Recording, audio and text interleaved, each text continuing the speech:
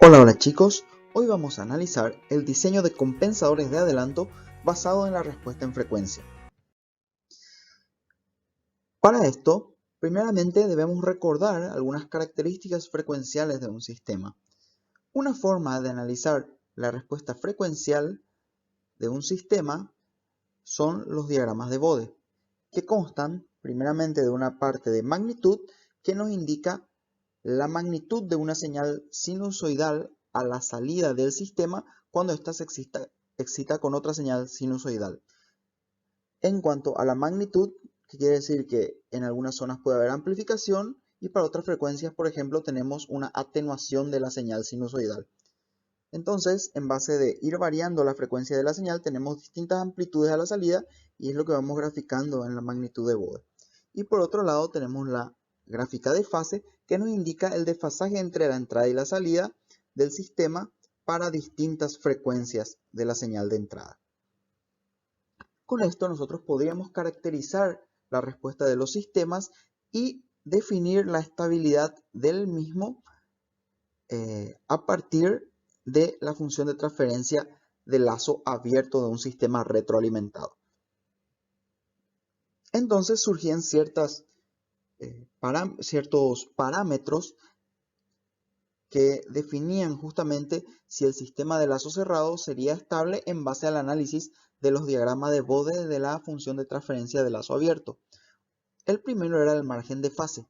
El margen de fase nos indica la cantidad de retardo que puede soportar el sistema sin que el mismo se vuelva inestable. Es decir, la cantidad de grados que falta para llegar a menos 180 cuando la curva de magnitud corta a 0 decibeles.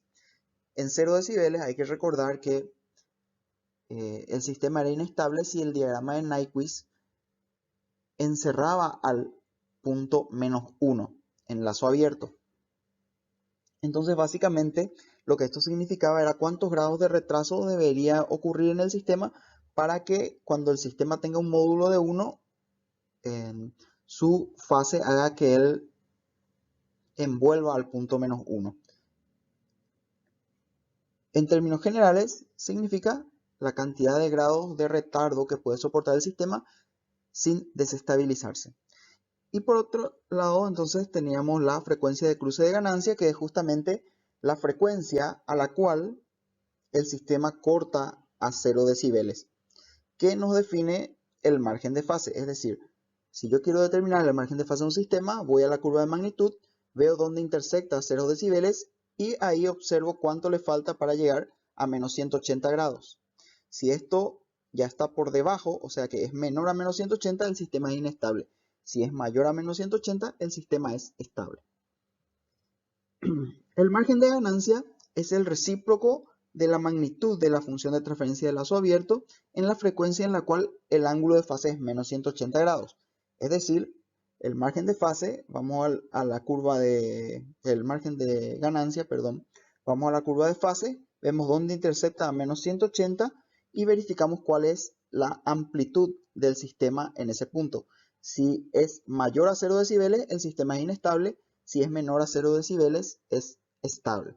La cantidad que le falta o de amplificación adicional que podemos agregar en decibeles al sistema para que el sistema aún sea menor a 0 es el margen de ganancia. Eso es en decibeles. Si hablamos en términos numéricos, es por qué valor debemos multiplicar, por qué ganancia debemos multiplicar la función de lazo abierto para que el sistema esté al borde de la inestabilidad. Y así se define entonces la frecuencia de cruce de fase, que es la frecuencia a la cual el ángulo de fase de la función de transferencia del lazo abierto es igual a menos 180 grados. Vemos en qué ángulo, en qué frecuencia el ángulo es de menos 180 y eso nos da la frecuencia de cruce de fase. Y ahí vemos cuál es la amplificación o cuánto vale la curva de magnitud para determinar si es estable cuando es menor a 0 decibeles o inestable si esto fuera mayor a 0 decibeles. Estos parámetros caracterizan una respuesta en frecuencia y se dice que por ejemplo, un margen de fase aceptable es alrededor de los 50 grados. Entonces hay que cuidar de diseñar sistemas que siempre tengan esos valores, un margen de 50 y un margen de ganancia de por lo menos 10 decibeles.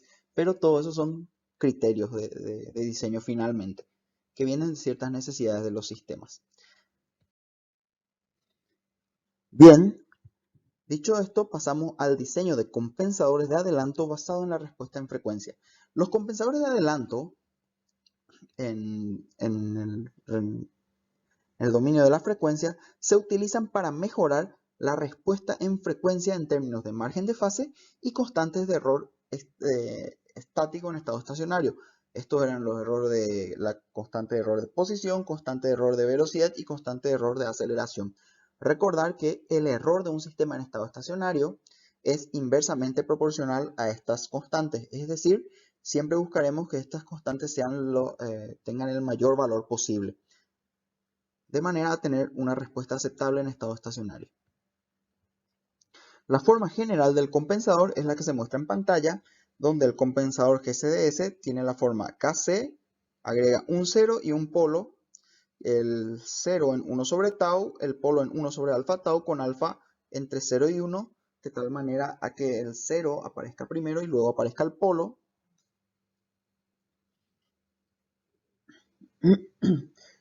Y esto lo podemos reescribir por facilidad para el diseño y el método que vamos a desarrollar más adelante, como sacando el factor común 1 sobre tau y el factor común 1 sobre alfa tau. Entonces 1 sobre tau se simplificaría con 1 sobre tau y alfa quedaría multiplicado por kc, y aquí tendríamos tau s más 1 y aquí alfa tau s más 1.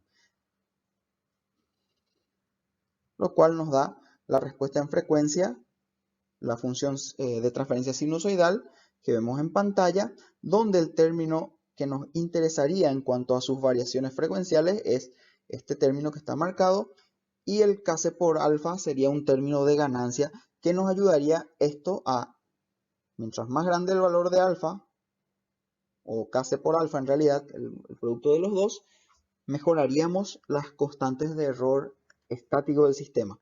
Y esta segunda parte nos ayudaría a modificar los diagramas de Bode para tener el margen de fase deseado.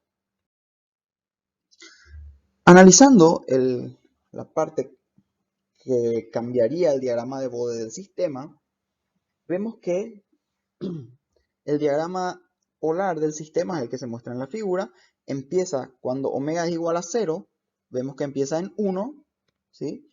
A medida que omega aumenta, esto va cambiando, va tomando estos valores, y cuando omega tiende a infinito, se desprecian los unos, omega se va con omega, tau con tau, j con j, y queda 1 sobre alfa. Recordemos que alfa va entre 0 y 1, entonces esto sería un valor mayor a 1.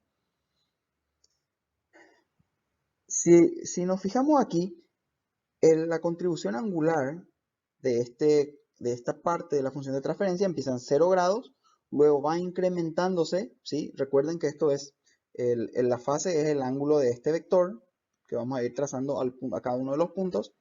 El ángulo va aumentando hasta llegar a un valor máximo phi sub m, y luego el ángulo va a ir disminuyendo, ¿sí? El de esta recta, la recta, cada uno de los puntos, si nos fijamos, va a ser un ángulo que va a ir disminuyendo hasta llegar nuevamente a 0 grados. Es decir, empieza en 0, va hasta un máximo phi m y luego va decrementando nuevamente hasta 0. El radio de esta circunferencia lo podemos determinar haciendo 1 sobre alfa menos 1 dividido 2, de lo que resulta 1 menos alfa sobre 2 alfa, ¿sí?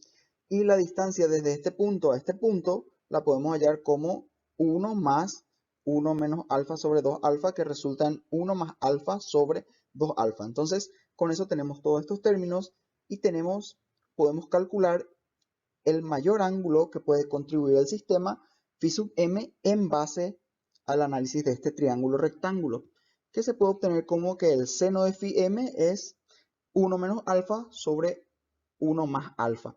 Ese sería el mayor ángulo que puede contribuir nuestro compensador, y de ahí podemos determinar, si queremos cierta contribución angular del sistema, qué valor de alfa tenemos que elegir. Por ejemplo, si queremos que nuestro sistema nos contribuya 20 grados, entonces reemplazamos el seno de 20 sobre 1 más el seno de 20 y obtendríamos qué valor de alfa tiene que tener nuestro compensador para contribuir con ese ángulo.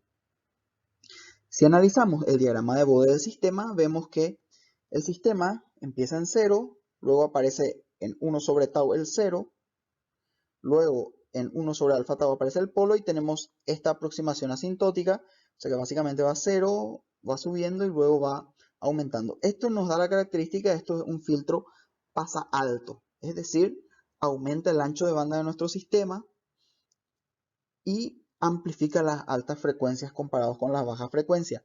Y como habíamos dicho, el ángulo empieza en 0, va a un máximo y luego disminuye, teniendo una contribución angular máxima en este punto, donde si nosotros analizamos que esto es la media geométrica entre el polo y el 0, podemos analizar de las ecuaciones que el logaritmo de omega m es el logaritmo de 1 sobre raíz de alfa por tau,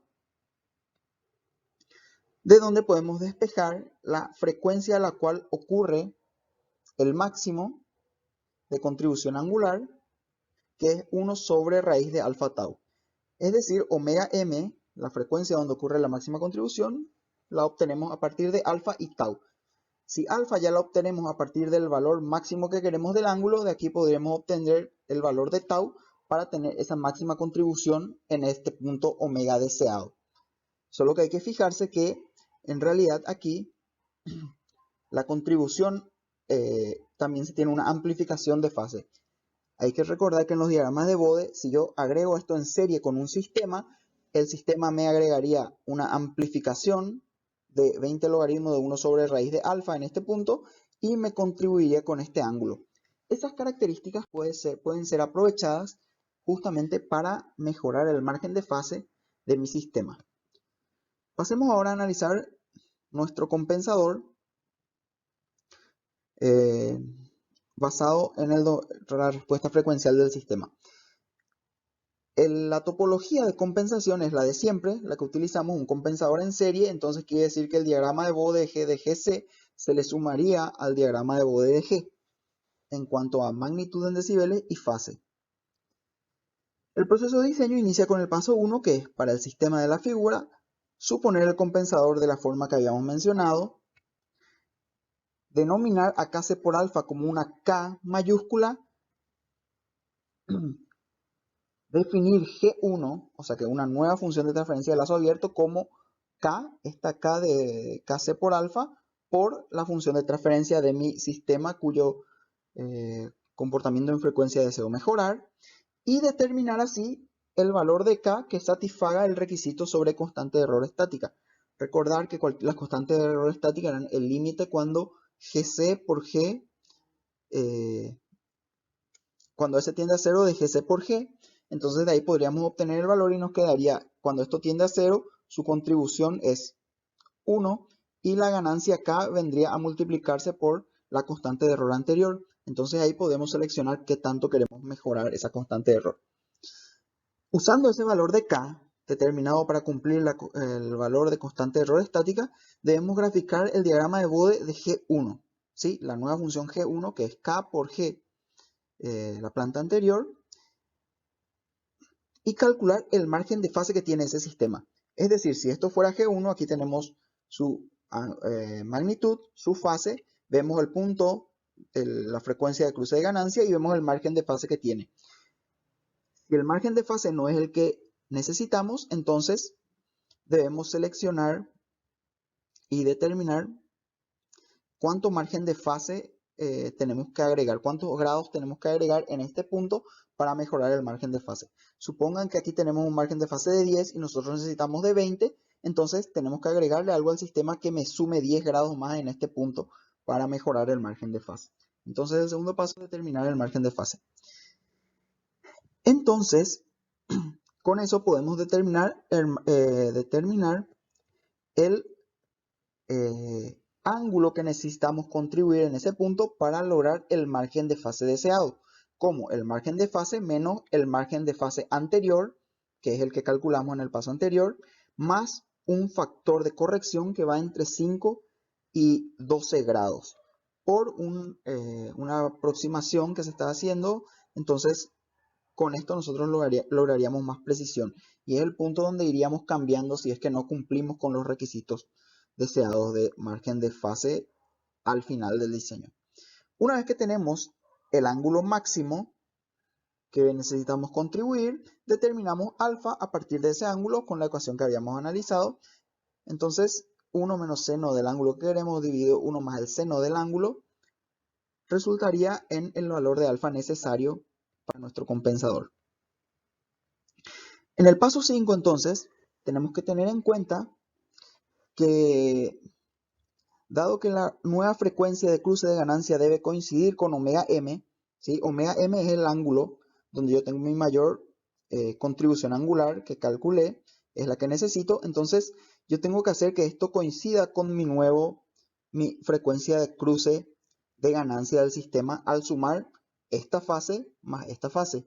Es decir, si yo quiero que este sea el punto de cruce de ganancia, tengo que ver la frecuencia a la cual yo tengo 20 logaritmo de 1 sobre raíz de alfa en magnitud para que sea más 20 logaritmo, el valor donde tengo menos 20 logaritmo de 1 sobre raíz de alfa. Al sumarle más 20 logaritmo de 1 sobre raíz de alfa se me haría 0 y esa sería mi nueva frecuencia de corte. Es decir, hay que buscar el punto donde la magnitud del sistema no compensado sea igual a menos 20 logaritmo de 1 sobre raíz de alfa, dado que el compensador adiciona esa cantidad. Y ahora ese será nuestro punto, nuestra nueva frecuencia de cruce de ganancia. Y ahí sería donde yo tendría mi máxima contribución angular. Entonces, determino el punto de mi magnitud donde tengo esa ganancia y ahí es donde debería ubicar mi compensador. Una vez que tengo esa nueva frecuencia, omega m, que es la frecuencia como mencionamos, donde tengo mi contribución de ángulo deseada y las magnitudes se van a hacer 0, determino tau con la fórmula 1 sobre omega m por raíz de alfa. A partir de ahí tengo tau, tengo alfa y puedo proceder en el paso 7 a determinar el 0 y el polo del compensador. Y finalmente, usando el valor de K y alfa, determino el valor de Kc como K sobre alfa. Entonces, con eso tengo definido mi compensador, definí Kc, 1 sobre tau como el 0, 1 sobre alfa tau como el polo, tengo el polo, el 0 y la ganancia. Debo verificar si el margen de ganancia es satisfactorio, si el sistema es estable. Si no es así, debemos modificar la ubicación del polo y del 0 hasta que se obtenga un resultado satisfactorio. Es decir, variar el valor de margen de fase. Podemos variar, por ejemplo, la constante, el factor de corrección que habíamos mencionado. Bien, eso es todo respecto al diseño de compensadores de adelante basado en la respuesta en frecuencia. Esa es la teoría detrás del diseño. Espero les haya sido de utilidad y nos vemos en el próximo video. Chao.